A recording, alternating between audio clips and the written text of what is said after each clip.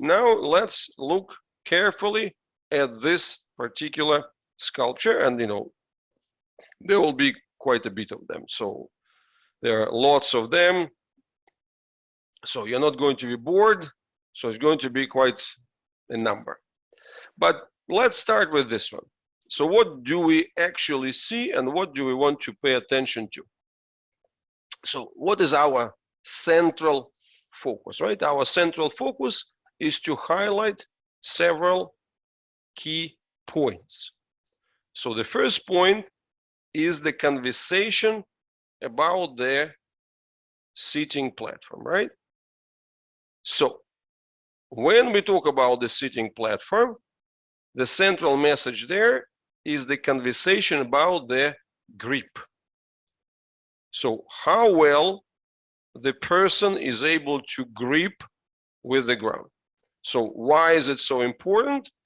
Because the grip is the reflection of this key property, right? So you see, when we are getting back to our favorite video from Gumberto, discussing the relationship between the skin,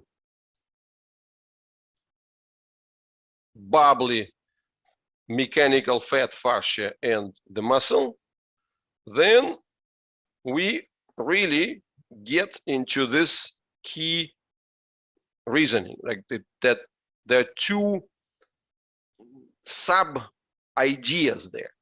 So one sub idea is that there is a thickness, a layer with thickness, which is responsible for that grip. That's the first idea. There is thickness. So it's a Velcro, and that within that thickness, there is sort of organization of thousands and thousands of kind of fibers which make into this kind of bubbly like thing. But the bubble layer has to be bordered by the film layers, the ones which would not slide, right? So you need something to anchor. And again, if you have one bubble layer, then you need two film layered kind of above and below in order to provide the right kind of grip. So that's the mechanics idea that you have to keep in mind at the very least to understand how the connection actually works, right? So you see, that's really the first kind of tangible understanding that we want to get there. And once we get this idea of the grip, the idea of the grip does a very important thing for us. And that important thing, it gives us freedom, right? Frees us up from the idea of alignment. So it's not about the axes and just one being vertical, the other being horizontal. It's about the grip, and that grip is divided into the micro grips, right? And then what else do you see here? That package is working like the total wheel, right? So you see, meaning for every connection at the bottom, there is a corresponding tilt at the top. So, and again, it doesn't have to be seen as the wheel itself, because then we have to kind of look at it that way, that every turn matters. So, because, that line, if we talk about continuous grip, would be identical to the round wheel. So, but the message there is the power of this grip and the ability to tilt it. So in short, what we want to get there, we want to get the idea that this, for the healthy person, it's the grip that counts, and that grip could be very minimal. meaning that we are dealing with some kind of this inverted pendulum. For a small point of a grip, you are able to control the big arc of the displacement. So that tiny grip on the ground gives you the control of the big angle far away. So in fact, if we draw it all the way to the shoulder, so that will be the thing. So that actually the little point of the ground gives you the ability to control the displacement very far away. So that's kind of the obvious, and these are the first ideas that come to mind. Then, of course, if we zoom in, we're also going to see this, right? We're going to see this inclination. So which shows us that those buttocks at the bottom, that they are well hooked into the coccygeal attachment.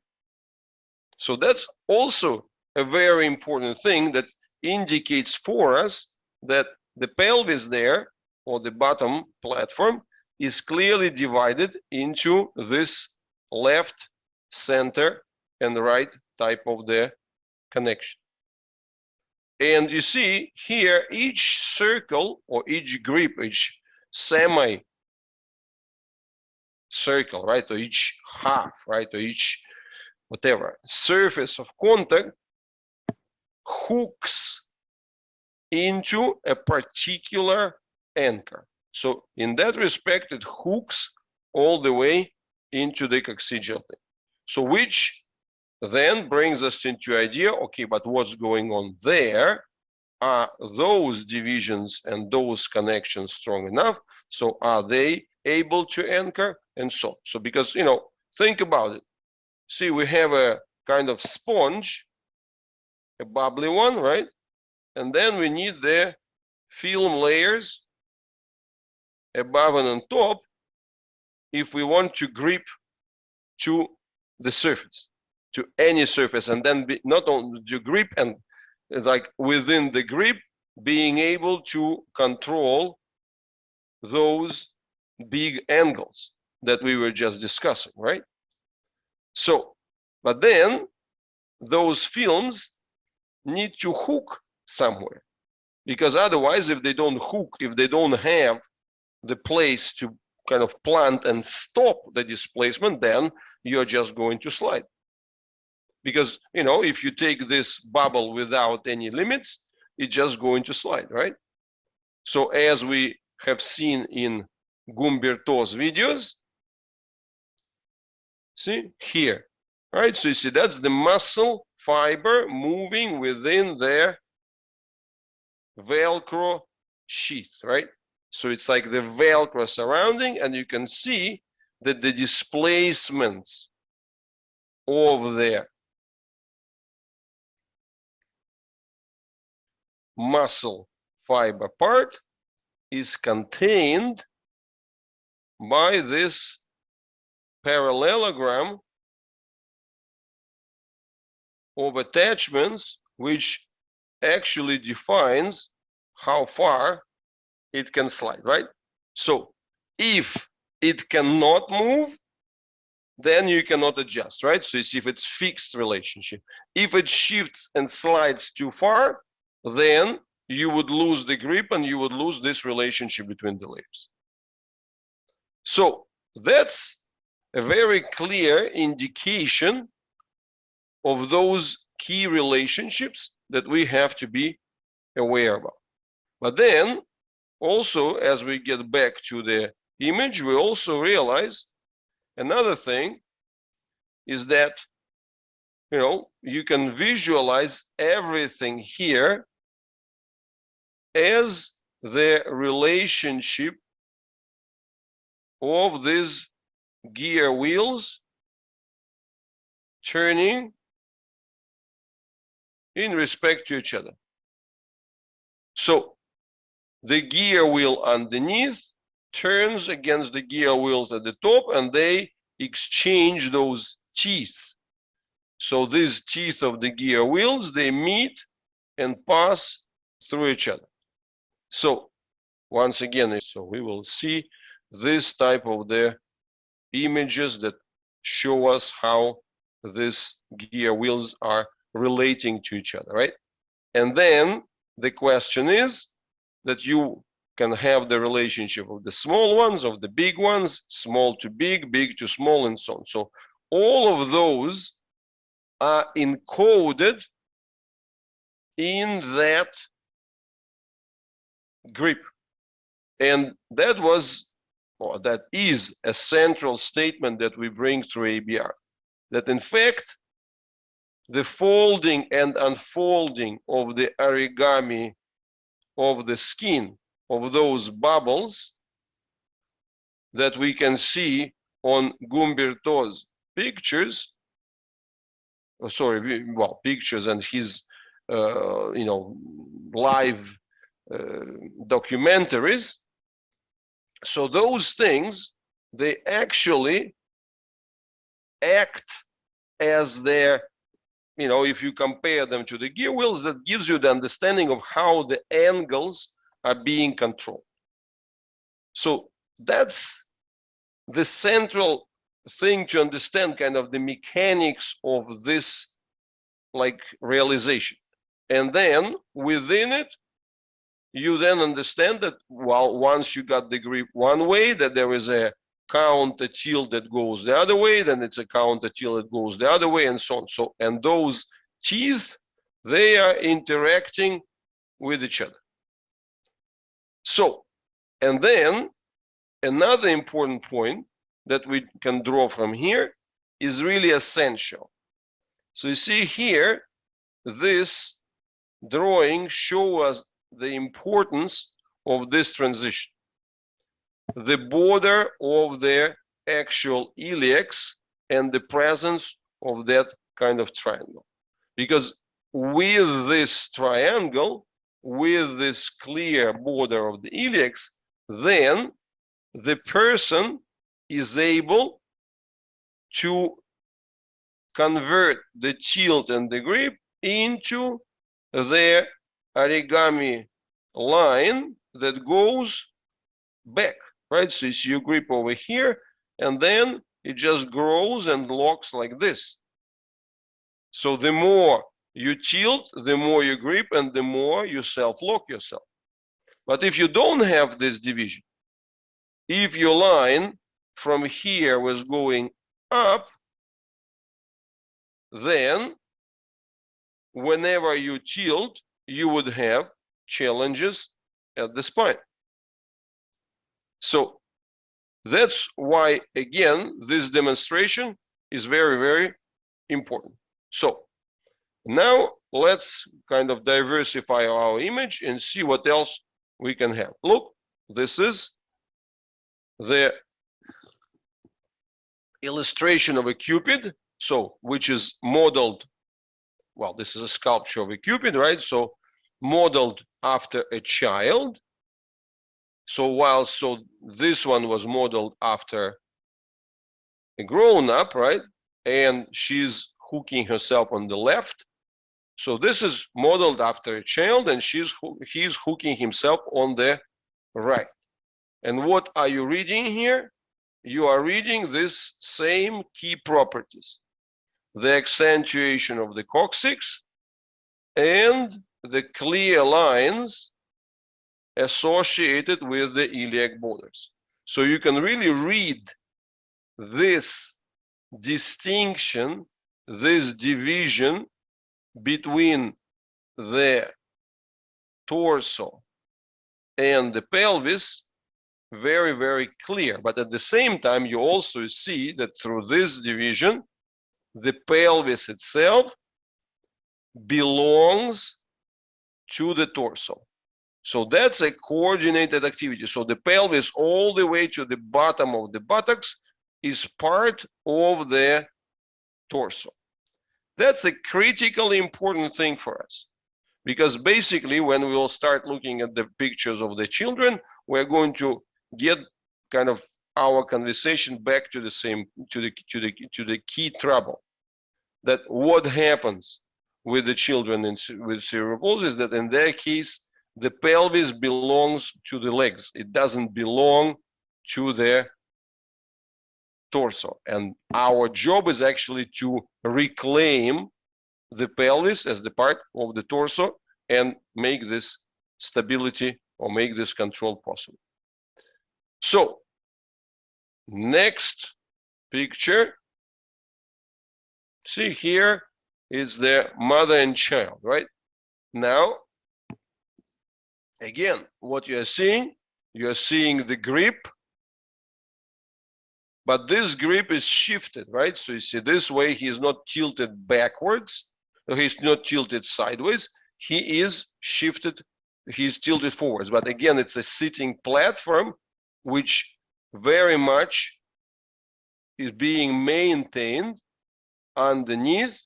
And again, you see the coccygeal connection. And what else we are seeing? We're seeing that line of the torso continuing, so that it's undeniable that the pelvis is being part of the torso and the legs are separate. So that's also very visible. Now, a different drawing, or a different sort of, a different sculpture. And again, you see successful grip at the bottom. And that's a lot of them, right? And again, what you're observing this relationship. And it's quite interesting to see the standing or semi-standing figure of a child, where you can see he grips with the buttocks at the ground, and his entire posture is then linked and hooked with this division. And now look at the kind of the big figure here. What you're seeing the same thing, right? You're seeing the lines of the pelvis as their primary articulations from the grip, but at the same time being integrated into the total torso. But what I also like about this picture, right, is that it gives you the idea of the number of the layouts, right? So it's not just bones plus whatever, muscles and skin. It's multiple layouts that could be read through this, right? Because the model here was a person with very powerful presence of the latissimus dorsi, so we can see that this triangle is connecting him all the way from the arms all the way to the coccyx. But at the same time, there's an undeniable division within it, which corresponds to what? Which corresponds to their attachments at the midline. So this is a person where the central attachment, the central stabilization corresponds to the spine. So this is showing us one picture after another. So now it's a second child demonstrated here. What do you observe? The same thing. We observe the grip that the child has. And then more. These ones also start showing you the importance of their central abdominal line. So it's not on the map anatomically, nobody talks about it, but you can see that these primary folds, they could be observed very, very clearly. And look at this picture, look at this sort of drawing. Again, what you're seeing such a super clarity of the iliacs, and then separately seeing the lines of the thoracolumbar fascia. So different pictures, different sculptures give you different accentuations, but everything within the same theme. And I hope that you see the pattern, right? And there's nothing super unique about this particular sculptures, right? So you can go to the art museums in any other city of the world and you're going to find the same things. So, and again, you see here, you see very clearly that's the same sculpture, right? You can see here the importance of the of this double tilt and the fold and the borders, skin fold borders between the ribs, abdomen, you know, between the end of the ribs and the actual abdomen and the pelvis. And then, see, that's another image, same story, right? The grip is always there.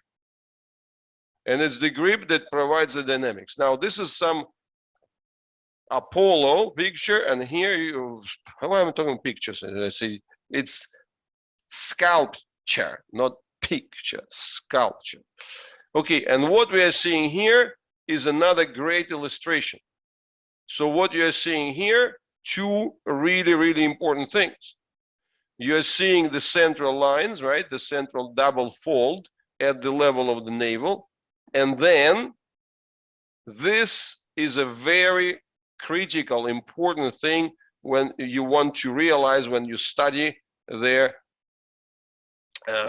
connection of the legs. See here, what clarity, how clear is this border of the leg from the pelvis? It's extremely obvious, right? And then if we zoom in more, we're going to see that that line is exactly what I'm always talking about, right? So it's like underwear of sorts, right? So it's your own internal underwear, the inner pants. And you can see that's the clear end of the abdominal line, clear beginning of the leg, and then in between them, the clear division that corresponds to the pelvis.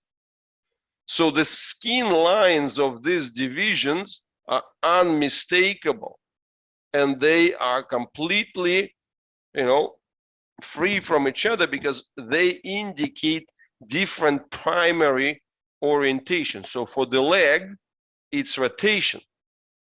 For the pelvis, if you use this green line, it's that kind of integration and passing the impacts further onto the iliacs.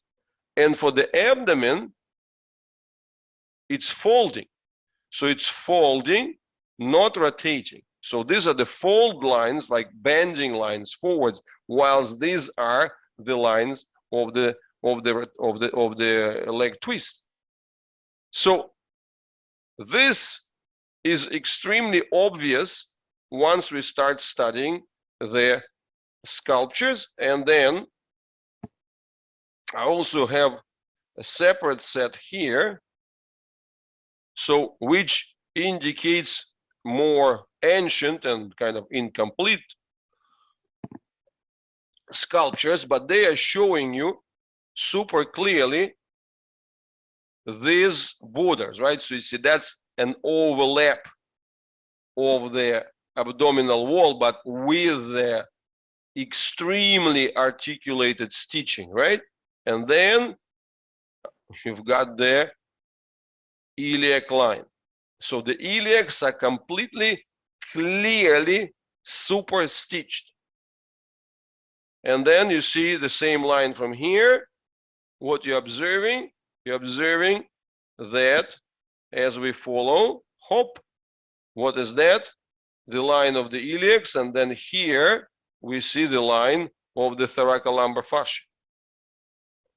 But the thoracolumbar fascia, which is, you know, taking the horizontal distribution through it. And then we look here, you see, like it's not easy to film, but you can really see the line, right? So the line is spectacularly clear, right? So the shape of the buttocks. And then, of course, what you're seeing here, this bottom of the leg thing. So what I'm talking about all the time, that this is the bottom, the back of the leg, the back of the buttocks, the bottom of the buttocks, and then the back of the leg. So that the thing goes into this clear distinction, where the bottom has one orientation and the top has another orientation, and the transition works as a stitch that divides them. So that's, I believe, is very, very clear and also very, very helpful. And you see here another, well, and don't forget, so these headless ones, these are antique sculptures, right? So you see, these are whatever, 2,000 years old. But you see the clarity of the thoracolumbar fascia is extremely visible, right? And then, of course, this whole line of the extended latissimus dorsi, but that extended latissimus dorsi has its lead in the middle through the spine. So, but you might ask me, well, you know what, Mr. Blyum, these are kind of if the ancient antique sculptures, so these are the kind of specimens of the extremely fit people, who were specifically chosen to show whatever the military might and so on. And then even if we talk about the ones from the 200 years old, so people were chosen to be, the models for the sculptures based on their particular, physical robustness, capacity, beauty, whatever, which would exceed the average individual. But my line is different there. What I'm showing is not the muscular part, right? I'm not talking about the bulk of the muscles. So what we can see through those naturally developed people is the presence, of the hidden map. So we are looking at the contours which are otherwise associated with muscles, but we're looking at them to give us the clear presence and understanding that it's actually goes from the skin in. So it kind of prints into them. It's not that they ballooned from the inside and then the skin was plastered on top. No, through those ones you can really see a lot better that these are the skin enriched maps. So that's the stability, anchoring, and so on. These are the factors that come first, and the bulging, the bulking, and so on, that's secondary, that comes on top. So that's really the main message and the main lens that I want to share there. And look at this, right? So you see, like when you look at this, say, hey, the visibility of the left, center, and right division, I mean, it's obvious, right? So you see the depth of the pelvis is obvious, the division between the buttocks and the legs. So you see, like that conversation that I always have about the depth and the gull wing type of the reflection that it gives you. So, and again, you might say, well, but those are super gifted specimens and so on. And I would continue to repeat, guys, when you don't know where to look at, what kind of, these are not just bulky specimens with kind of, it's not the modern bodybuilders, right? So what you see here, you see kind of the natural developments, and you see the primary lines to which you want to move your child's condition to. So, and when we will be comparing the not so good sitting and not so yet advanced development of the torso with better developments, we will see that actually they are the ones being the good ones, are closer to this. So that's really the important point, so that you visualize it very clearly, what kind of structure, what kind of evolutions should be there, because without those images you miss the key points, right? So you see that that it takes that transformation, take the accumulation of all these links in order to get to the controls that you want. Well, that's the leg lines. That's, you see, look, see, as the person bends, 2,000 years old. What do we see? The line that goes through the navel, right? What do we see? We see the pubic triangle. What do we see? The leg separated from the pelvis, and the pelvis separated from the leg. So that's quite amazing observation, and in that respect, it's a good thing that we can look at marble statues, so which are naked, right? So you see, without exposing the risk of kind of moral judgment there on the one hand. On the other hand, the good thing here, that the details which are retained in the marble sculptures are minimal, right? So you see, like, it's not a zoomed picture, right? So you see, or photoshopped or whatever. It's not a picture of the, like, a person from today, from whatever, from a magazine. So only the most important, most essential, undeniable components which are retained there. So, and that's great for us, because that shows that, okay, we can look at the fundamentals which have always been there, which are kind of being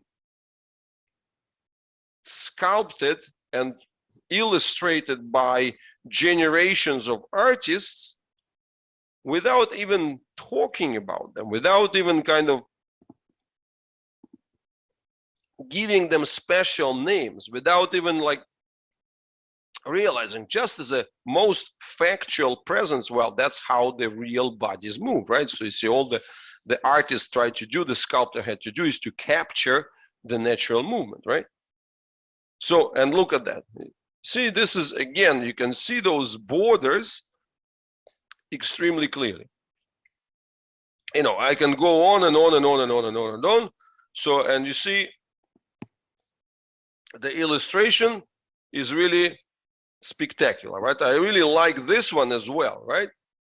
So, because you see, this is a bit more modern looking, right?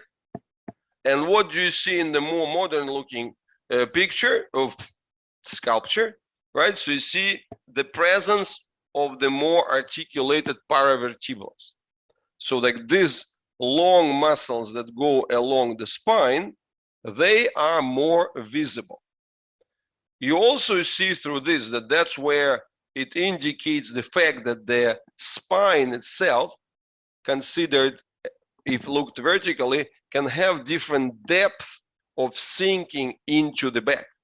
It could be more posterior, it could be more anterior. So, and the way of its sinking depth is kind of measured by the articulation of those paravertebral muscles. So when the spine is less sunk, you see less of those muscles, the vertical ones, and you see more of the thoracolumbar fascia, right? But then when it's more sunk, then you see more of the muscles. So let's kind of go back and look at this, right? See, here is the thoracolumbar fascia that could be seen. Thoracolumbar fascia dominates the scenery.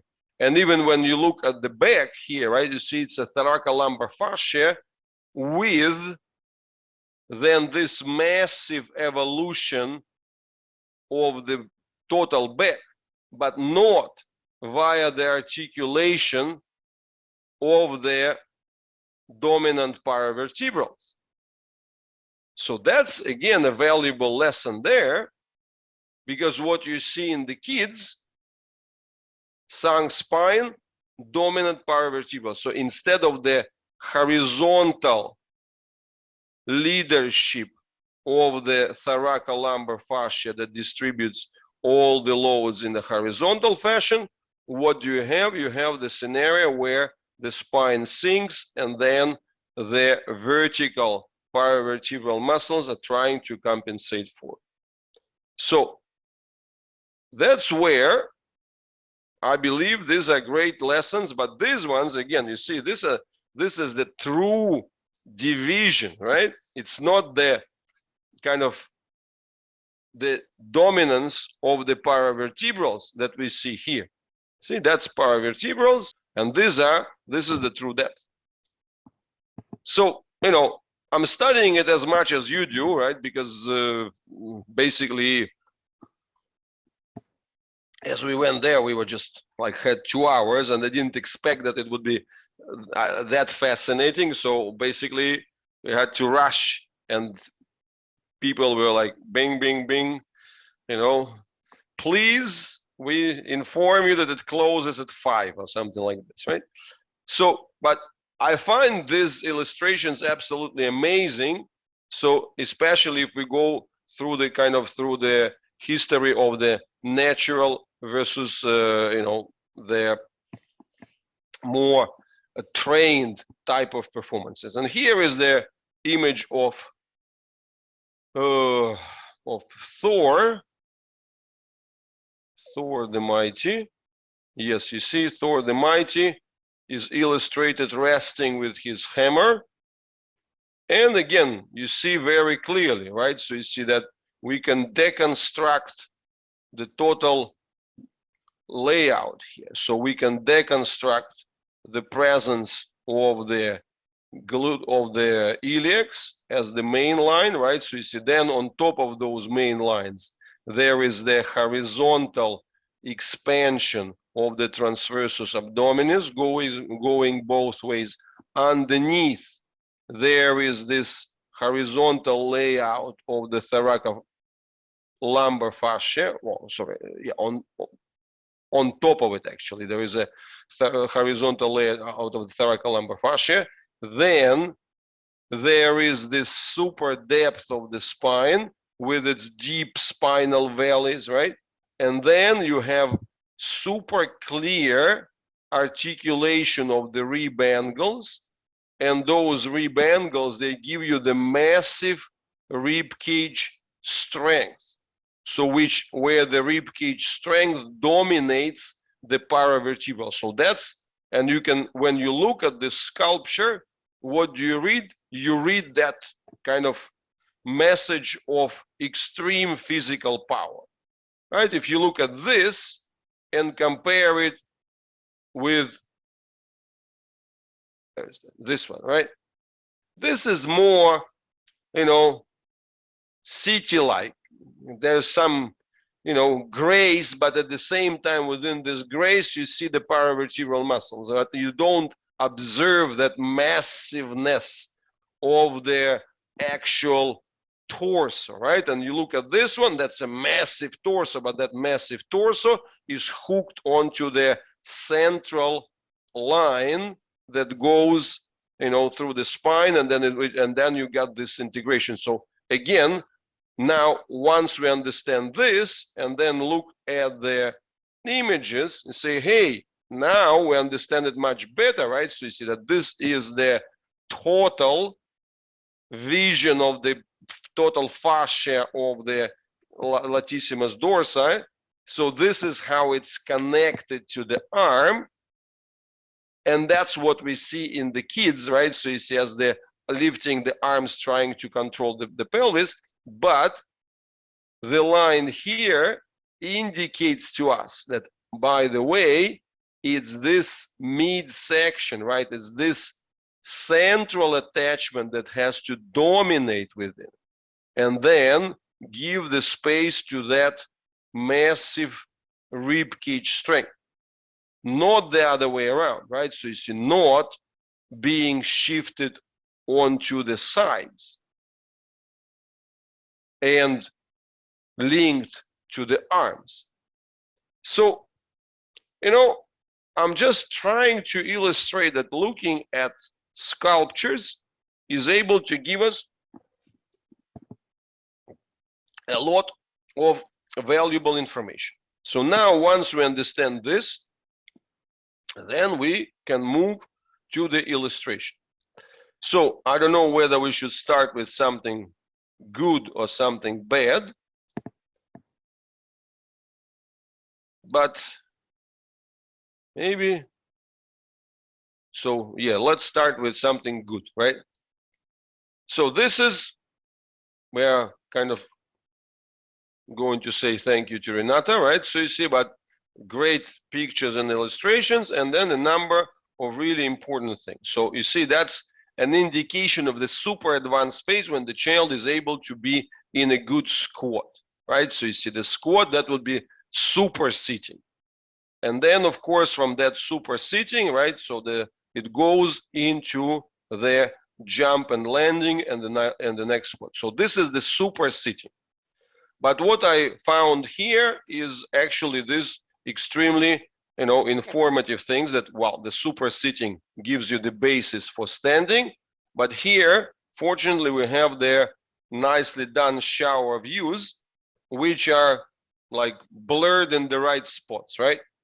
But what you are seeing here, like this is effectively bringing us to, this is effectively bringing us here, right? So you can really see what we were just talking about. The lines, right? So you see that's the abdominal one, and then the rotational leg, and then the other rotational leg, and then the line in between them, which belongs to the pelvis. So we just saw it on the sculpture. Now look at this. See, you can observe the dynamics of this adjustment. So you see here, that's a critical level of control. And now I'm going to show you the trouble. So you see, and then we look here and look at this, right? So you see that this kid gives a great illustration of the missing wedge at the tummy, right? So you see he bends, and that's a kind of a very classic but very clean appearance. So what is he having here? Or to be precise, what he is not having. He is showing us that bending into this wedge. So for him, it's the direct contact between the solar plexus effectively and the legs, right? So you see this wedge that has to be there. So you see this wedge is being completely eaten away. So see, he bends. Unfortunately, it's unsteady camera, which kind of annoys the viewer. But you can see this bending. And you can also see it on this side. See, that's the missing abdominal division. So effectively, anterior ribs, right? So you see like the solar plexus directly touching the leg. So this entire section is missing, but it's missing like this, right? So you see it's missing, all of those divisions are missing. So with this wedge, we have the missing connection of that magnitude. And that's what do we have as a result? As a result, then we have the situation when he goes backwards, he cannot follow, right? So you see then, in his scenario, if the wedge is missing, then we have the typical thing. Then we have the iliopsoas as a direct link from the leg to the spine, right? When the person bends, it doesn't kind of prevent them from bending, but if the lower abdominal part is so weak, they can just kind of fold forwards. But then when he tries to go backwards, see, then when they try to go backwards, what happens? They just pull the leg up, right? So that's exactly what we see. See here. So he drags the leg. And in this scenario, how do we explain what kind of labeling we give? We give it the labeling of the short torso. His torso ends at the thorax. So the abdomen and the pelvis belong to the legs. And, that becomes a very simple logic. If we then look at those images and say, hey, if we draw a person who has that much of a torso and then the legs come in, right? Versus the person who only has that much of a torso and then the rest is all legs. So how could this tiny torso control those supermassive legs, especially if it doesn't have the right sensors and everything else, right? So, and then of course, if we just flip the person from there, we're going to see that, what happens, the classic story, right? So you see the classic story where bending of the legs shows us the direct link from the legs to the spine and missing pelvis. And then as a result, we have the clear, the typical scenario of this seesaw, right? So you see, if his head is down, his bum is up, right? If his head is up, his bum is down. So in that respect, if this goes up, this goes down, right? And then vice versa, if we do this way, right? So now the head is down, the bum is up. So those gear wheels, they are not independent from each other. So, and of course, if you try to put him into the more kind of demanding situation, it's not going to work. So, but then let's get back to this. See, look at that. So that's what you see. This is the presence of that right kind of the lower abdominal / pelvic division, triangulation. So the fascia separations, which indicates the different angles of movement for it. And you can see it here, see?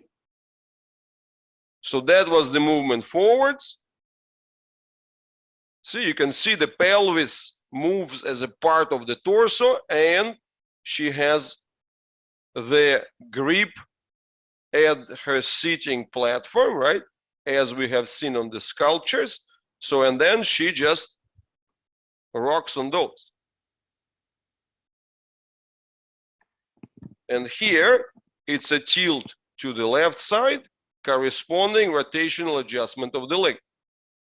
This one is the other way around, right? So you see that's the torso, where that's the abdominal part moves in respect to the leg, but she still has the primary grip to the ground.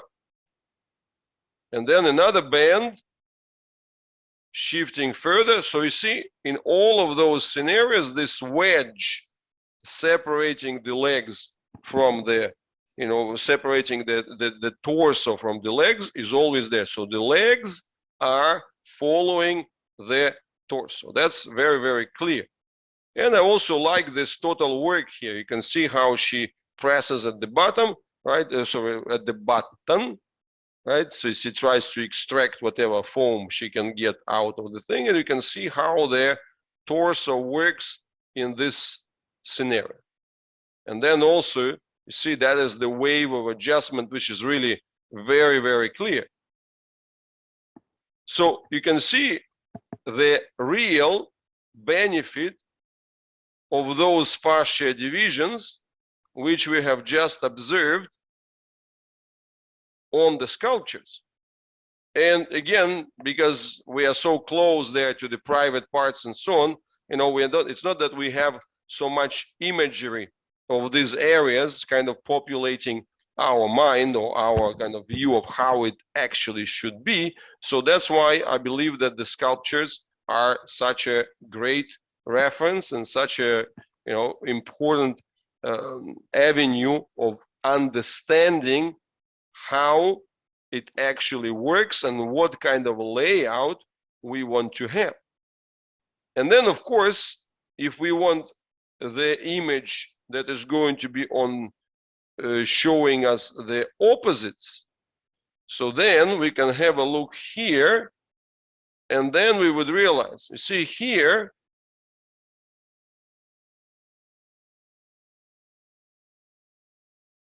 this is a type of scenario where those borders are not present. See here, you can't tell where the abdomen ends, where the leg starts, because even the skin itself is glued. And that's actually a lot improved situation compared to what it has been, because a lot of times you're not going to see even that. So, like for example, here you look at the armpit, you cannot tell where one starts and the other one ends. So the same thing here. See, when we look at the leg, the skin bridges them into a single entity. So you do not have the separate layout of the abdominal part, which withstands the shrimp compression, right? Versus the pelvic triangulation and the transfer from the front to the back, versus the rotations of the leg as kind of the true rotation represented via the division of the leg and the pelvis. So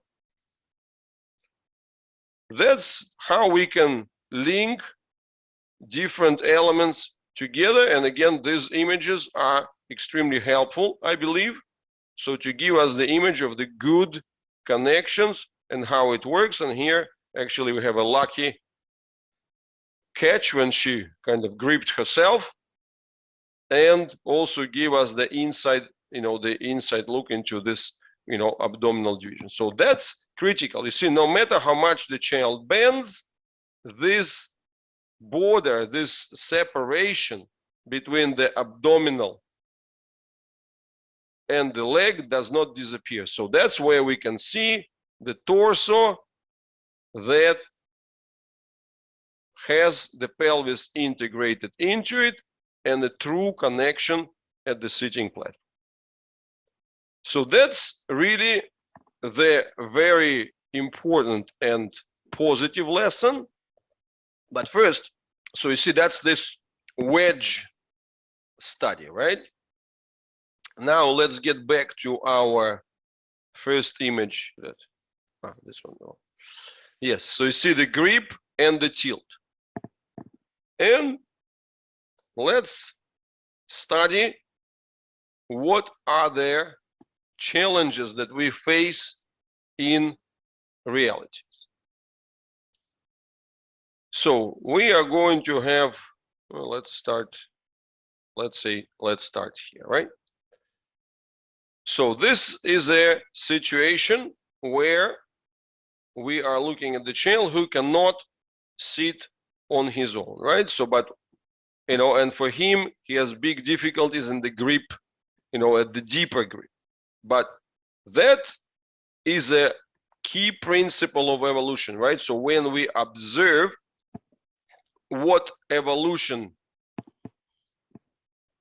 does a child have, well, our first observation is this: the quality of the grip to the ground. But now, what you are seeing, a very important point, right?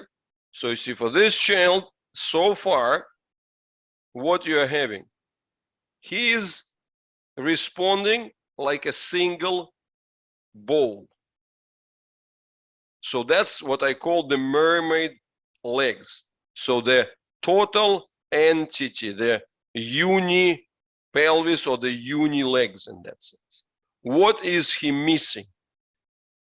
He's missing that entry, right?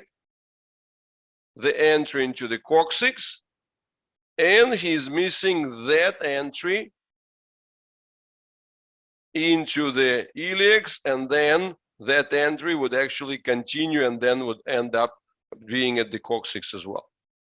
So these are the lines that are yet to be developed and emerged, right? So you see, like you have to, you see, when you tilt to the right, the tension should go on and connect all the way to the coccyx. On the other one, the grip itself has to connect to the coccyx and then go into the deep ligaments. When you go to the left, it's the similar story that has to happen there. So you see, and this way you kind of self-pin yourself, because as he tilts to the side, now when he's in this position, so, you know, as he has only one bottom ball, as you tilt the ball one way, the other part of the ball lifts up, and then you have a tendency to fall, right?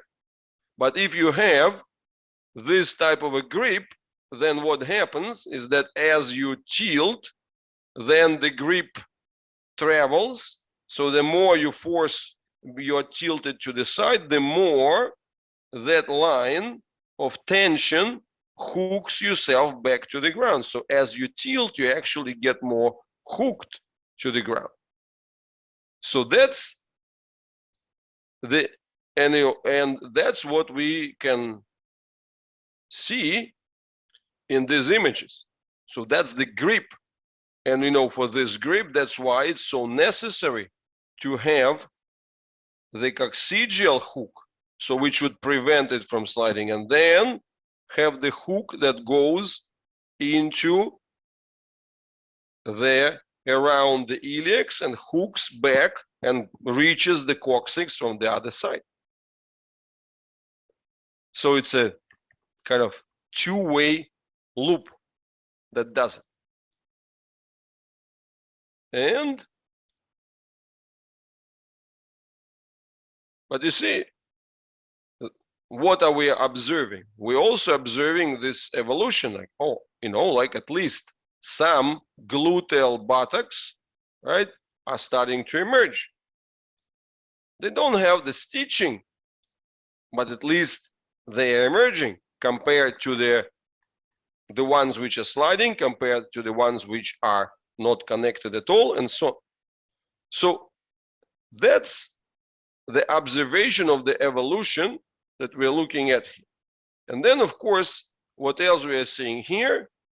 We are seeing that this child, when filmed from the side, that's a very different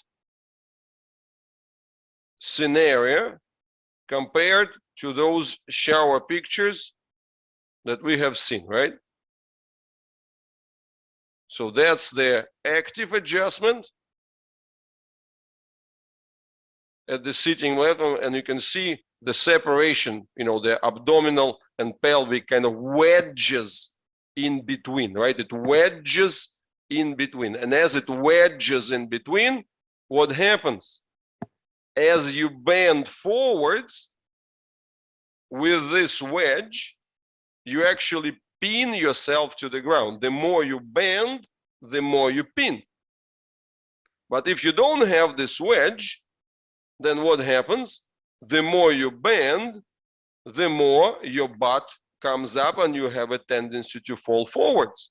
So if you don't have this wedge, you are experiencing the tendency to tilt. So first of all, you are going to be very afraid of this, right? And respectively, as a result, you're going to have all kind of restrictions and the counter elements trying to block you from going forwards, because going forwards means that the bum, at any further push, the bum would be going off the ground and this wedge is going to appear. So as opposed to their wedge in between that allows you to be pinned down to the ground. And again, I want to make sure that you understand this as a kind of universal transformation. So that's a universal type. No matter how severe is the original condition of the child, these are the phases that we have to go through. And in that respect, when we study the sitting with another set of examples, so then what do we have? You see, this is the first demo which shows you that when that wedge has really emerged, then the person becomes incompressible. So you see, I'm pressing from the top,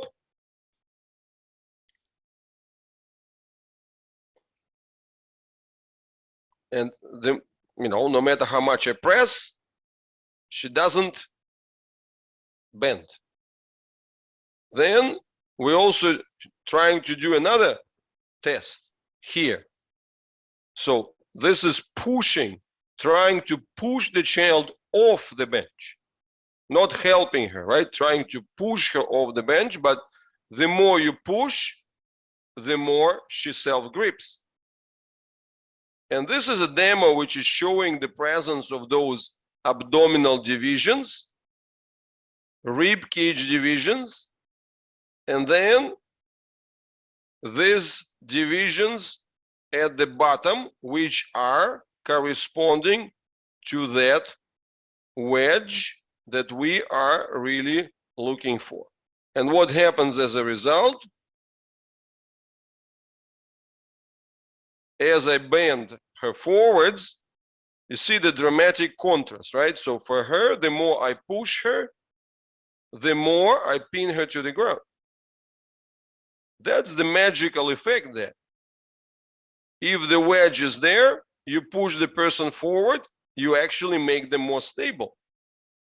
You don't have a tendency for the butt to come up or for the top to tilt over, because you get more pinned to the ground. And then you just continue to to bend and fold into this shrimp shape, but not falling off the bench.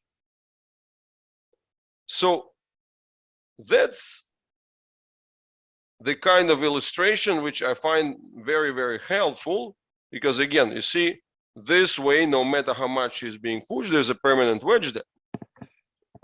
And on opposite, when we look at the child this way, the wedge is gone, so it's collapsed. But you see, unless you know how it looks like, it's very hard to visualize, right? Because basically what happens there, you look at this channel and say, okay, this looks very normal, right? So, you think about the line of the ribs and about the solar plexus, and you think of about this angle of bending, and you think, okay, you know what? It's very difficult to visualize how the person can possibly touch their legs with their solar plexus whilst just being slightly bent. But you look at this kid here, and his solar plexus touches his legs, and it's the same angle. you see, he bends just a little bit more and his solar plexus already touches the legs. So effectively, that's the indication that this total wedge, which supposed to take this away, right, that this wedge is gone. And for us, it's such a weird thing. So you really kind of have to think about it, because, when we look, we tend to think about this, right? So you see, no matter how much I bend her forwards, think about it. The solar plexus is very, very, very far from the legs. So that's a very big extra wedge that never disappears, but effectively that's the wedge that works on the front and kind of separates it through.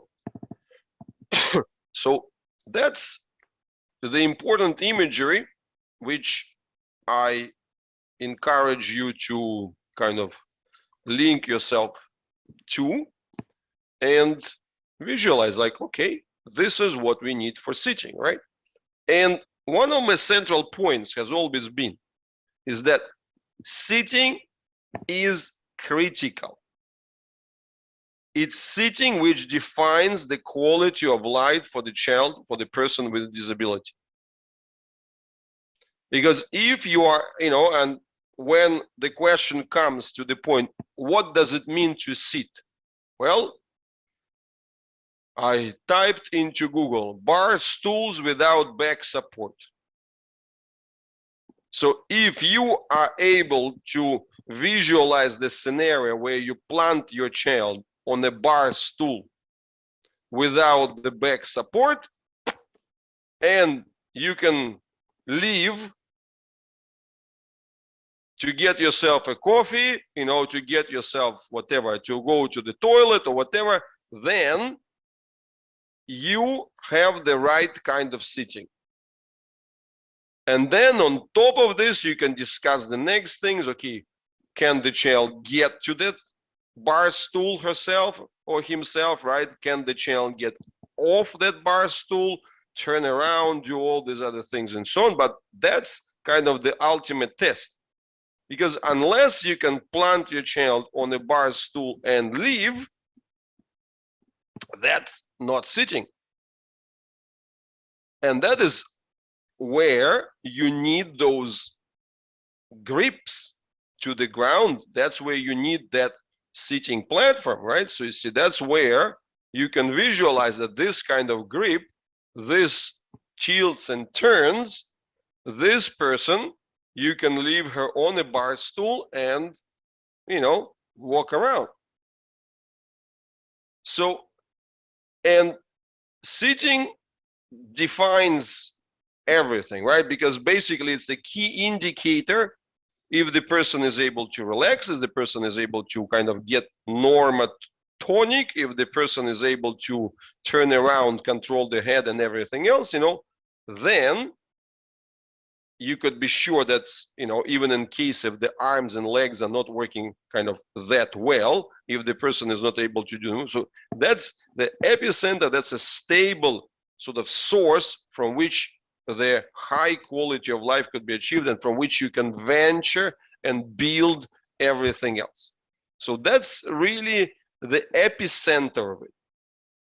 High quality true sitting. And if it's anything less, then it's not really the sitting. That means that you don't have the enough sufficient grip, you don't have the counterbalancing, you don't have this key ingredients, you don't have those waves of the coordination between the top and the bottom, and like the coordinations and so on. So that's the key understanding. And that's why I'm kind of digging into it, because also our big conversation there is sitting is the platform for the standing.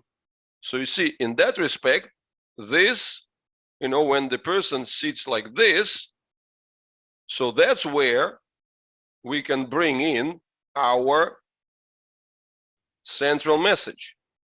Sitting equals standing on the super short legs, right? So sitting bones as super short legs. So if you have this control, then you can add the crawling part, like short legs from the knee. Then you can add the legs, the very long, the toe legs, the super long legs, right? And then you can add the,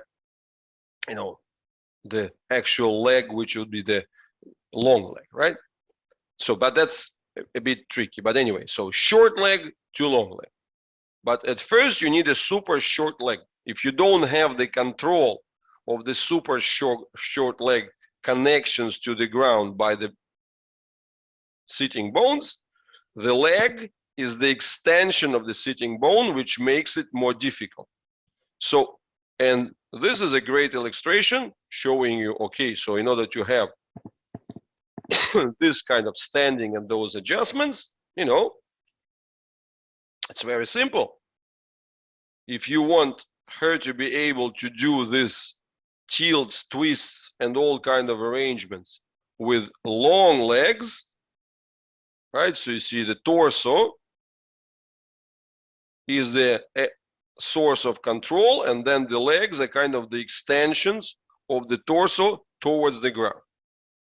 Well, quite obvious that if we draw the torso itself and identify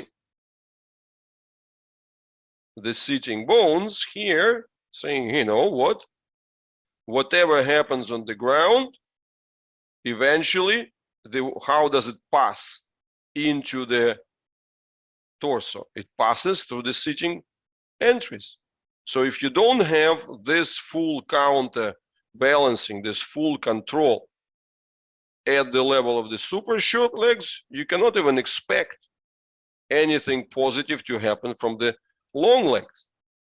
And any attempt to train standing or whatever, if you don't have this super short legs control, is absolutely useless, if not detrimental, right?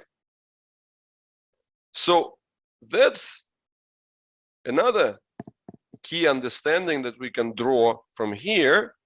And let me travel a bit more, because here we show another set of typical examples. See, here we have the kid who is, well, she's a young adult already, right? So who started with a tiny, very small pelvis and so on. And again, the questions here are the same. We want more facets of contact. We want more entries and hooking into the coccyx, right? And we want the counter action going via the iliacs. And then the same way, when the person is starting the tilt, that tilt itself would also follow the line, via the thoracolumbar fascia and so on, would follow the line of the actual pelvis. So, but this also is a good illustration when we discuss the rotations, right? And when we discuss the tilt. So that's a tilt to the left, that's a tilt to the right. So, and here, this is one of the most important things. So when the person has this asymmetry in the torso and so on, at first, we are happy to have this kind of tilt so that, she is able to overcome the wedge, so that she's actually having the transfer of a tilt at the top into the grip at the ground, as opposed to sinking into the hole. So again, when you look at it here, it looks very natural that she actually handles the whole situation quite well. But let me give you a more troubled scenario. And here you can see as I'm trying to bend this person, what happens? This person doesn't have any grip, and this person doesn't have any quality division, right? So you see, for him, as I'm letting him off even a little bit, the primary collapse happens as a wedge between the ribs and the pelvis. So, and what would be the progress for the person in this type of condition? Well, the progress would be to start for him connecting into a monotorsal so that he would at least start getting the grip through the pelvis, and then when he's being bent, that then it's going to be you're going to have the response happening at the bottom, not a response happening at the wedge of the greatest weakness. So you see, I'm trying to cover the entire range of the conditions, from the best to good to troubled, and to the ones who are super troubled, kind of, because this is the person who just relatively started ABR, right? So you see here, there is no grip at the bottom. So that pelvic grip, so you see that distinction between the skin, the film and the bubbles in between, that distinction is not working. So he's not able to do any grip at the ground. And that would be the skin-led evolution for such a channel. And you see, when I'm trying to bring him onto the other side, right? So you see, again, he just immediately tilts onto the right without any grip and without any ability to counteract. So you see, his gear wheels within the torso are not being activated. So he just kind of slides on the bottom contact, and that's it. So, and then of course, if we look at it from a more detailed view, what we're going to see. So in that sitting, that's not even the wedge which we observed. So that wedge is of course here, but this is a direct overlap of the pelvis by the ribs and the direct conflict there. And you can see that in this scenario, the person is not able to do any bending, and you see the left side doesn't even have any contact to the ground. So that's kind of a fused thing, so missing, right? So you see the total ground contact is absolutely minimal as a contact, but then that contact within itself has minimal grip. And here I'm also pointing out that, okay, so that's what's that's the illustration which tells us very, very clearly that key problem. That's the torso, that's his torso, and these are his legs, right? So you see his legs come into the territory of the torso. And effectively, this is the biggest thing that it's important to visualize for yourself, that what you are working with is this scenario where the child is in this state of having the trouble, where you can see that this is a tiny torso and giant legs, and these giant legs take away with it, they're directly linked to the spine, and they're taking the abdomen and the pelvis. So, and what do we want to get? We want to reclaim the abdomen, we want to reclaim the pelvis, and so on. So eventually the line of division would go between this torso and these rotational legs. I mean, it's not difficult to understand. So it's not that easy to execute, of course, but it's not difficult to understand. So, and I think that overall, the pictures taken from the sculptures, right? The pictures of the sculptures, they are very helpful in this understanding. You see, and here, that's an illustration. So if I'm trying to move the leg here, so you see the leg moves as a unit with the pelvis and takes the abdomen with it. So very, the hyper long leg and the hyper short pelvis. So in hyper short torso. So again, that's this image. These are the, this is the torso. And these are the giant legs. This tiny torso cannot control the giant legs. So what do we need? We need much bigger torso so that it will be able to handle then relatively smaller legs. And of course, that's where we are. When the child is young, the legs are shorter by definition. So even a short torso can kind of handle the legs. But then as the child grows, and that's the difficulty of the growth spurt and so on, because, once you're out of the womb, it's the legs, and especially that grow at the accelerated rate. So the older is the child, the more difficult is that, because, the relative proportion of the legs gets larger.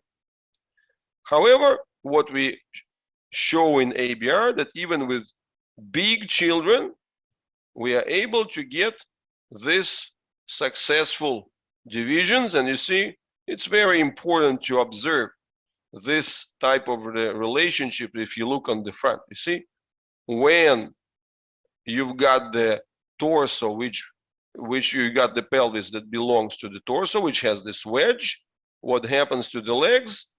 The legs have their primary rotational behavior, right? So the legs have primary rotational behavior. They're not supposed to be straight, right? So first they have to show their rotational nature. And I think that I kind of covered this point before. Yeah, so that's the doll that we want, right? So you see, this is the doll that has the rotations under the pelvis. So that's the key image. Rotational legs under the pelvis. So that's the big, that's the doll where the pelvis and the abdomen belong to the torso and are able to control her legs. So that's kind of the doll, right? So you see where you can see that the legs are not rotating, and then they belong, they kind of have the pelvis with it. But even this doll is better what we actually have, right? Because the right kind of doll for that should be the mermaid, if we talk about the one which we have. But here you see, look, this is beautiful, right? I'm tilting her. You're seeing already familiar fold at the navel, and you see how she's adjusting with her legs. See, and as the shifts occur, see, the legs are doing this rotational adjustments and controls. And also, you can see here that the wedge is present.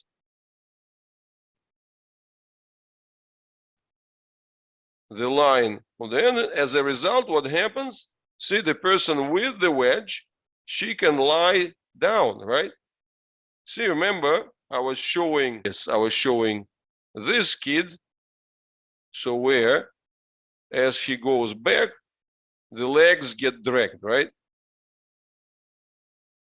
But when we look at this, hop, because she has the wedge, on the one hand, on going forwards, the wedge pins you down, but on going backwards, the wedge between the legs allows you to lie down on your back, whilst the legs, because they are rotational, right, they are not being dragged with you.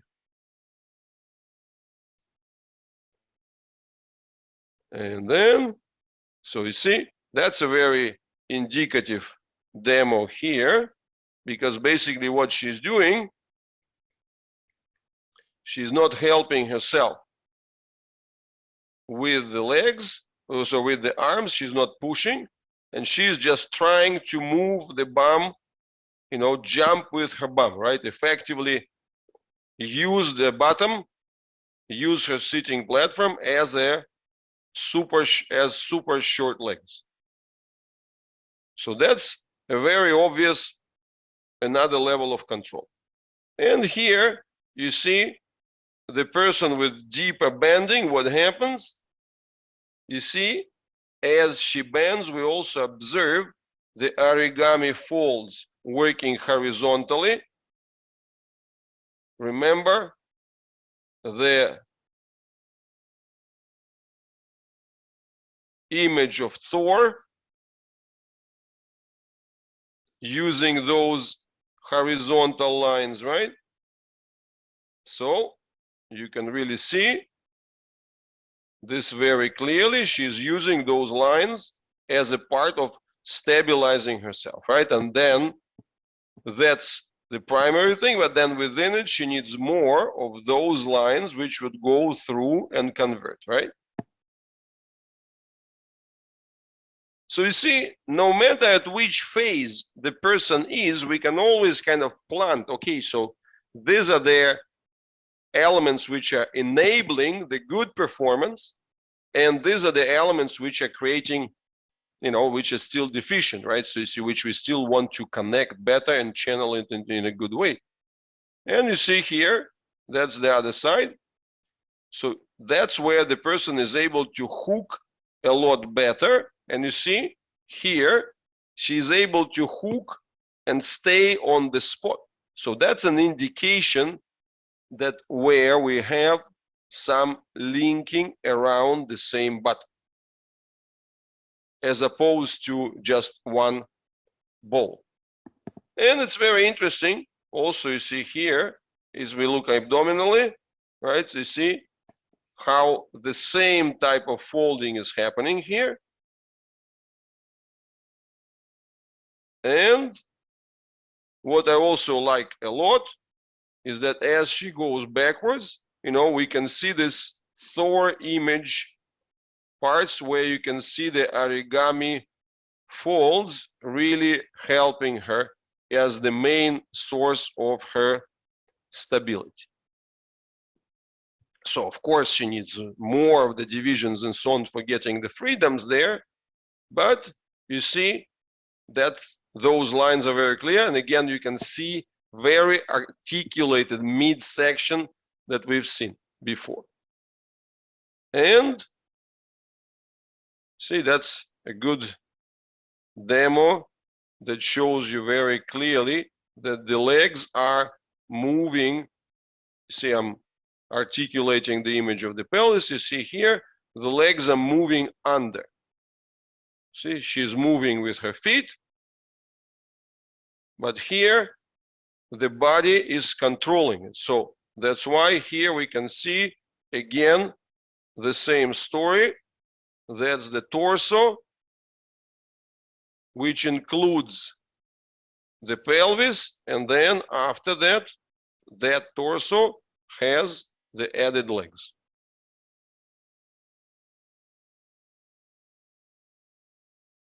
And you see that's walking forwards. And again, what you're seeing, you see this, the springs of Thor on the side here.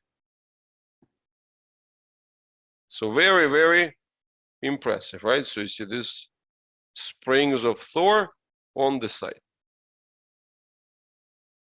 So you see, that's the key point, just for you to visualize how powerful are the skin grip connections. Because if you're using these skin grip connections to pass through, even if you don't have the full divisions within the pelvis and so on, it doesn't cost you anything because there are no weak points. There are no wedges which create the concentration of forces and which create the trouble. So this way she's able to overcome, those differences between the sides that she has and the kind of the greater ribs weakness on the left side. So, and of course, in that scenario, we can be kind of confident that, her scoliosis is going to continue to improve. So, what else do I have here? Okay, so that was the foot. And so that I can use all my home preparations. So you see here is also a very informative view for the person who doesn't yet have enough of the pelvis, but his evolution is very clear. So as the illustration of the rotational qualities. And you see here, that's a very obvious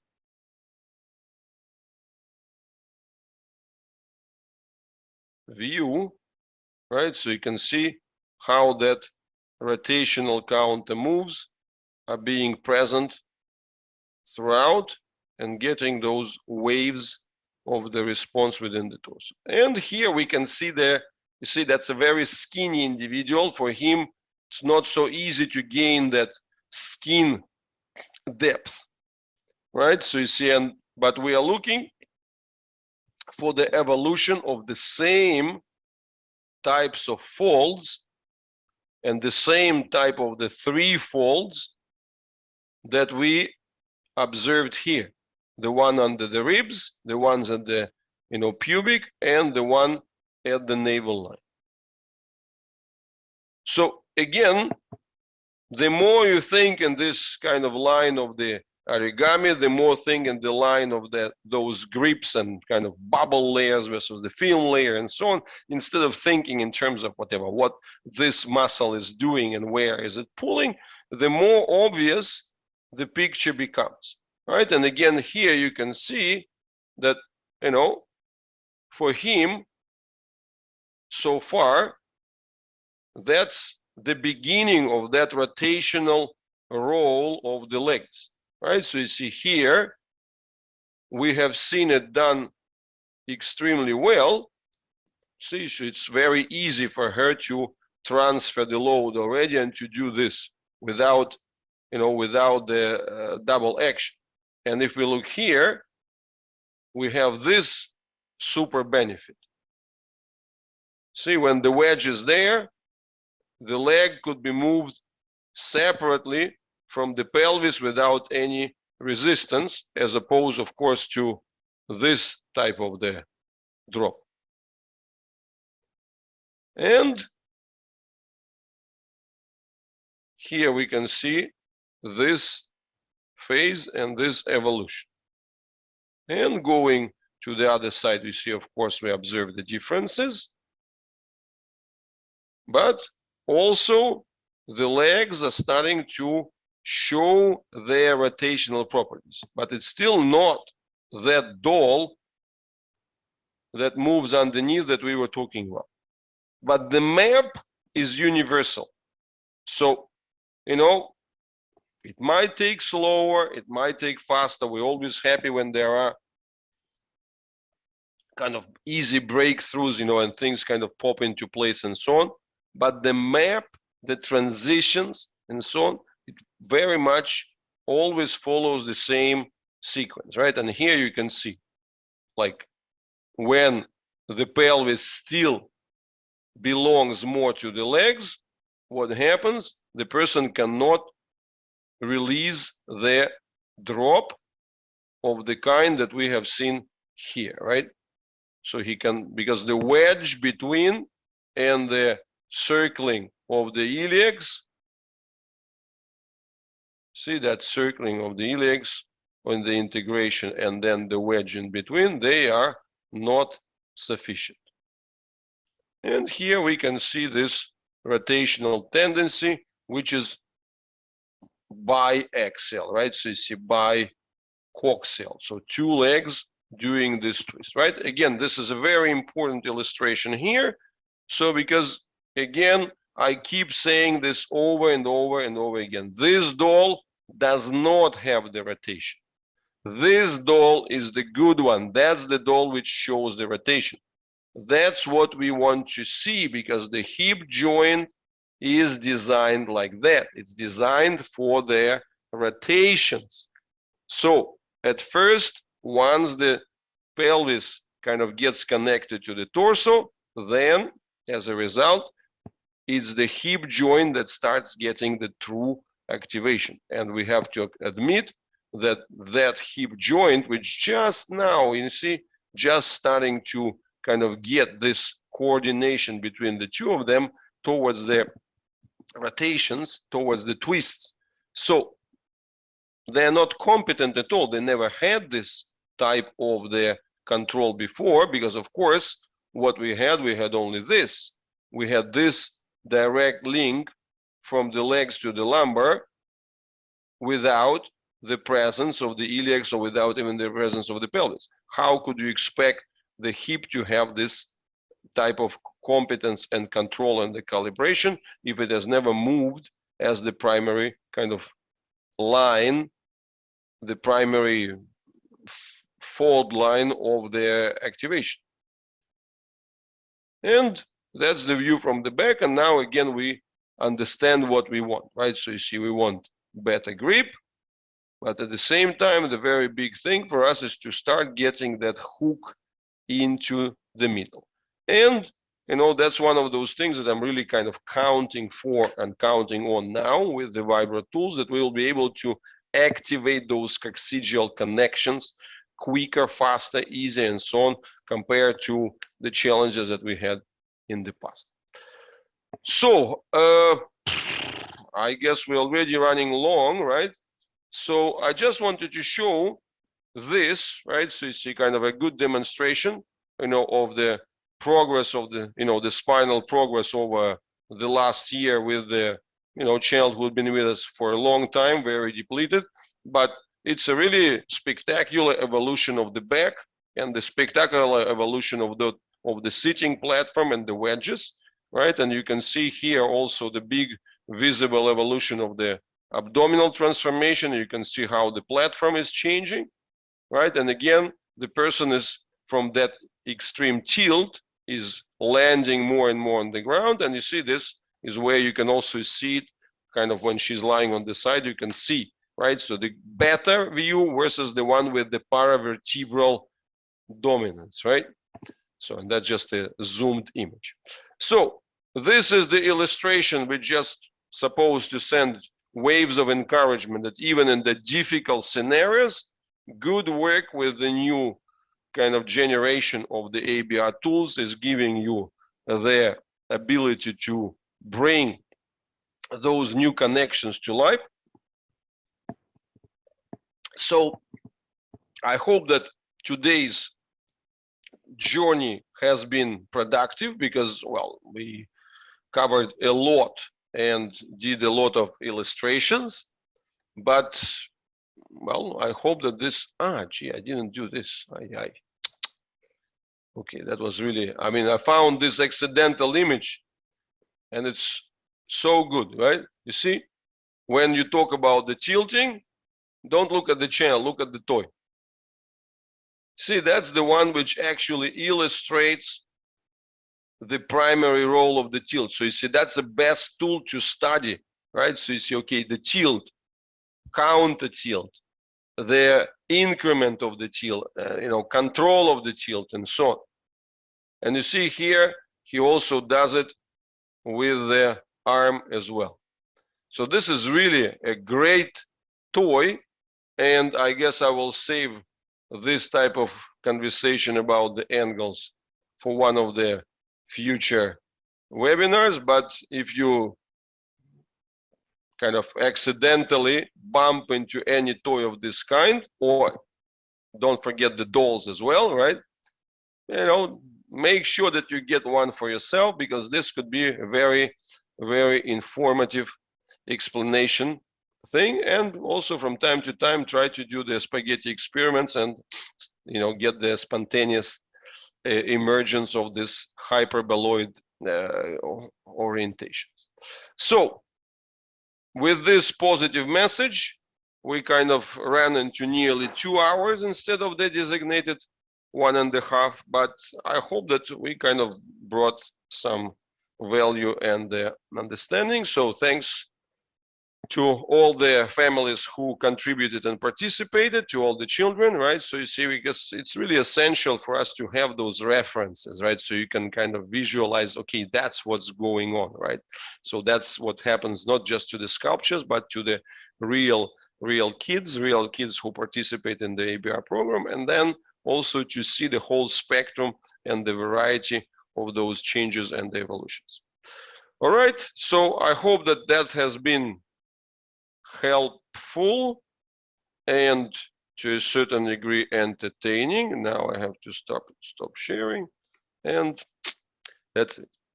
So, but then we'll say goodbye to the people on Facebook, right? And then wave goodbye to the others, and then we will get to the question and answers for the ABR families. All right.